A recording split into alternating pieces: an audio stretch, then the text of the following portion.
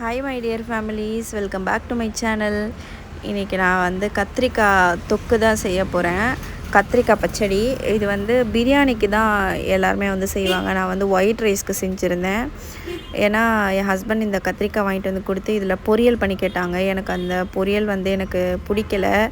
அது அதை மட்டும் எப்படி சாப்பிட்றது, அதனால் அது வேண்டான்னு சொல்லிட்டு கத்திரிக்காய் பச்சடி செஞ்சிட்றேன் அப்படின்னு சொன்னேன்.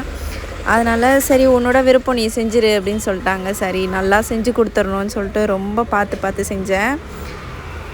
இது வாங்கி ஒரு 10 days ஆச்சு. வெளியிலே தான் இருந்துச்சு, ஆனால் எதுவுமே டேமேஜ் ஆகலை, நல்லா இருந்துச்சு.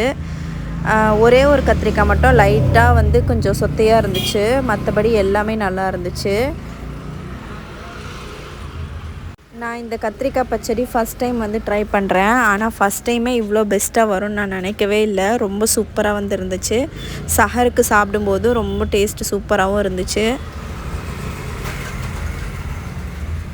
ஃபஸ்ட் டைம் செய்கிறோம், எப்படி இருக்குன்னு சொல்லி யோசிச்சுட்டே இருந்தேன். ஆனால் நல்லாவே வந்துருச்சு. நான் எப்பயுமே ஃபஸ்ட் டைம் ஒன்று ட்ரை பண்ணுறேன்னா அப்படியே தான் வந்து வீடியோ எடுப்பேன். சரி நல்லா தான் வரும் அப்படின்னு ஒரு நம்பிக்கை. எதுவுமே இது வரைக்கும் செஞ்சு எதுவும் ஃப்ளாப்லாம் ஆனது கிடையாது, நல்லா தான் வந்திருக்கு.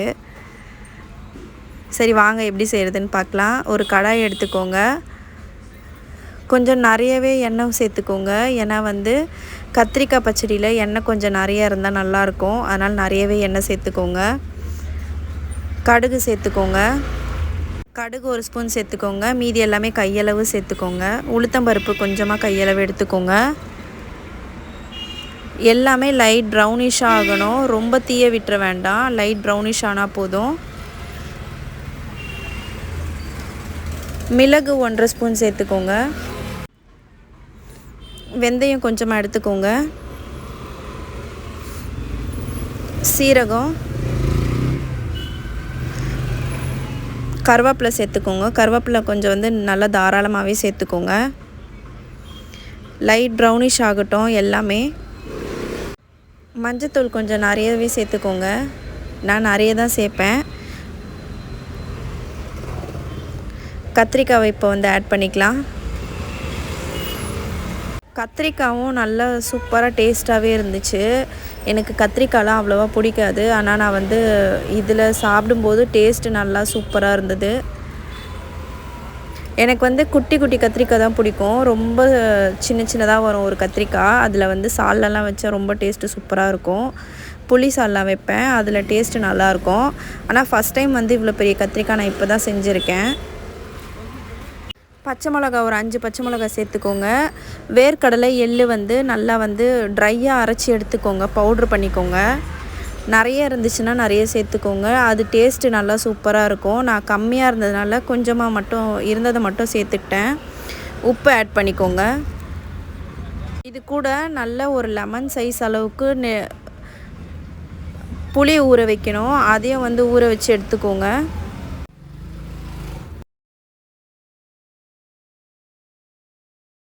இப்போ அரைச்ச பவுடரை வந்து நம்ம இதில் மிக்ஸ் பண்ணிக்கலாம்.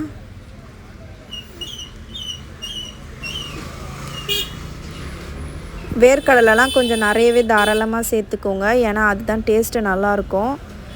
லைட்டாக வந்து தண்ணி ஆட் பண்ணிக்கிறேன் நான். மிளகாத்தூள் சேர்த்துக்கோங்க. உங்களுக்கு காரம் எவ்வளவோ அந்த அளவுக்கு நீங்கள் வந்து மிளகாத்தூள் வந்து ஆட் பண்ணிக்கோங்க.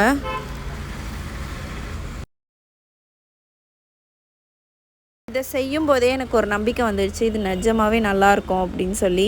ஆனால் நான் பயந்துகிட்டே இருந்தேன். அப்புறம் ஹஸ்பண்ட் கிட்ட கேட்டேன், நல்லா இருக்காப்பா, எப்படி இருக்குது சொல்லுங்கள் அப்படின்ட்டு. அவங்க டேஸ்ட்டு பார்த்துட்டு ரொம்ப சூப்பராக இருக்குதுன்னு சொல்லியிருந்தாங்க. எனக்கு அதுவே ரொம்ப ஹாப்பியாகிடுச்சு. ஏன்னா ஃபஸ்ட் டைம் நான் வந்து ட்ரை பண்ணுறேன். இது வரைக்கும் நான் செஞ்சதே இல்லை. எப்பயுமே எனக்கு எங்கள் அம்மா தான் செஞ்சு தருவாங்க. ஃபஸ்ட் டைம் செய்யும்போதே, அது செஞ்சிட்ருக்கும்போதே எனக்கு வந்து ஓகே இது நல்லா இருக்கும் அப்படின்ற மாதிரி ஒரு தாட் வந்துருச்சு. அப்புறம் காலையில் சாப்பிடும்போது இன்னும் ஹாப்பி ஆகிடுச்சு. அதை கொஞ்சம் இருந்ததையும் எடுத்து வச்சு நெக்ஸ்ட் டே வந்து தோசை போட்டு தோசைக்கும் காலி பண்ணிட்டேன். இப்போ லோ ஃப்ளேமில் வச்சு அப்படியே வந்து மூடி போட்டு மூடி வச்சுருங்க.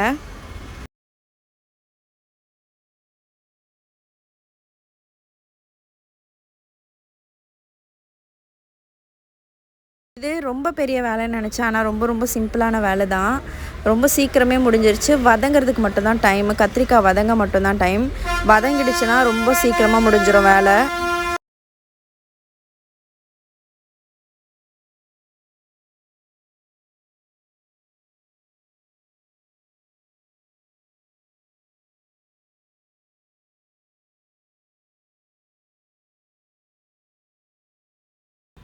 இப்போ ஊற வச்ச புளியை வந்து நம்ம இதில் வந்து ஆட் பண்ணிக்கலாம். நான் வந்து புளி வந்து கொஞ்சம் நிறைய போட்டுட்டேன் போல், ஆனாலும் ஓகேவாக தான் இருந்துச்சு. எதுவும் டிஃப்ரெண்ட் எதுவுமே தெரியல.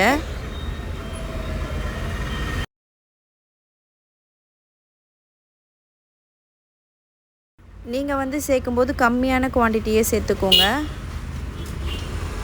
இப்போ வந்து நல்லா மிக்ஸ் பண்ணுங்கள். இது வந்து நல்லா சுண்டி எண்ணெய் வந்து பிரிஞ்சு வரணும். அந்தளவுக்கு நம்ம வந்து இதை அப்படியே லோ ஃப்ளேம்லேயே வச்சிடலாம்.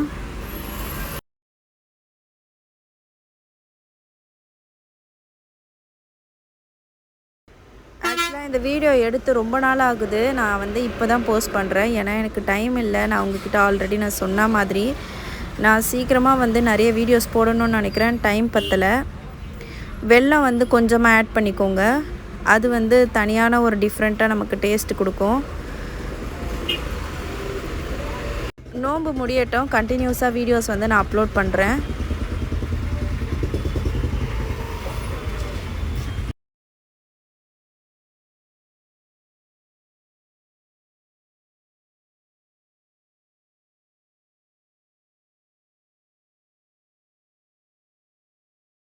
நெக்ஸ்ட் டைம் வந்து இதை ஒரு பிரியாணிக்கு தான் நான் வந்து ட்ரை பண்ணலான்ட்டு இருக்கேன். பிரியாணி செஞ்சு கத்திரிக்காய் பச்சடி செய்யணும்னு சொல்லிவிட்டு நான் ஒயிட் ரைஸ்க்கு தான் செஞ்சுருந்தேன். ஒயிட் ரைஸ்க்கு அவ்வளோ டேஸ்ட்டு சூப்பராக இருந்தது.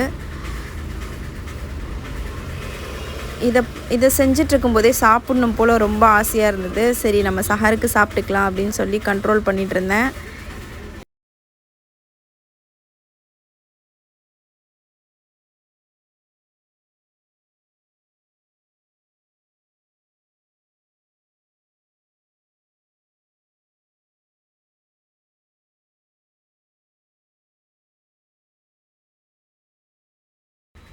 கத்திரிக்காய் எல்லாமே நல்லா வதங்கிடுச்சு. சூப்பராக வதங்கி நல்லா மசிய ஸ்டார்ட் ஆகிடுச்சு. நல்லா இருக்குது, பார்க்குறதுக்கே நல்லா இருக்குது.